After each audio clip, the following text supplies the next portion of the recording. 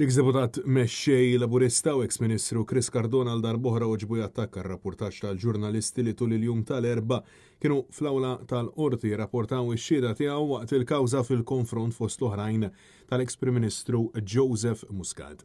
Il-ħamis filgħodu quddiem il-Maġistrat Leonard Caruana din id-darba fil-kawża kontra l-issa backbencher Laburista Chris Fearn u l-ex-Ministru Edward Cicluna.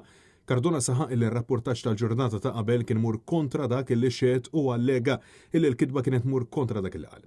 Madankollu l-Maġistrat waqfu minnu fih u stqarr illi jekk kellu xi problema jistgħu azzjoni legali.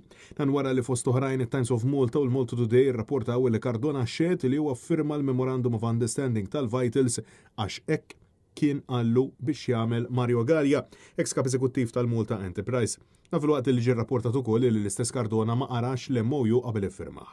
Fix-xhieda tal-ħamis filgħodu Chris Cardona tenna illi hu ma kellux diskussjonijiet diretti mal-investituri tal-Vitals għaliex skontu dan kien obbligu tal-Malta Enterprise u aktar minn hekk ma kienx jaf min huma. Fil-waqt li Cardona qal li qara l-MOU insista li l-business plan ma kienx raħ.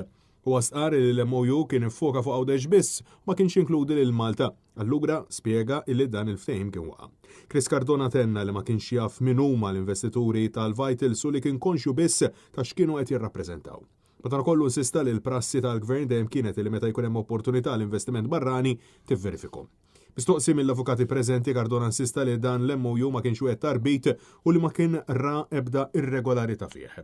U għas-sokta bil-qal li l-Gvern MOU bħal dan kien jużah speċifikament biex jiġbed l-interess f'Malta. Fil-waqt li l-ex-Ministru tal-Ekonomija saħaq illi hu ma kienx involut fil-konċessjoni tal-isptarijiet. Sussegwentament ċed Peter Mamo, ex-Kummissarju tal-Artijiet, fejn preżenta ittra ta' April 2015 iffirmata mill-Ministri ta' dak iż-żmien Michael Falzon u Chris Cardona sabiex Karen Grech u San Luqa jiġu trasferiti għand il-Malta Enterprise. Huwa preżenta ittra ta' trasferiment tal-art tal-Isptar Ġenerali Tawdex u ittra mibgħuta u firmata minn Falzon u Cardona biex l-isptarijiet imsemmija jgħaddu mhux għand il-Malta Enterprise imma għand il-Malta Industrial Parks illum Indis. Fost il-numru ta' itri li preżenta wara wkoll ittra oħra firmata mill-ex-Segretarju Parlamentari Deborah Xkembri u l-ex-Ministru Chris Cardona fejn fiha hemm pjanta alternattiva ta' dawn l-isptarijiet. Intant ċed ukoll Mario Galli, ex-kap eżekuttiv tal-Malta Enterprise fejn spjega li Barts ġew ħafna qabel Vitals u li min kien interessat fl-isptar Tawdex kellu jsegwi obbligi dwar Akademja Medika fil-Gżira Awċija.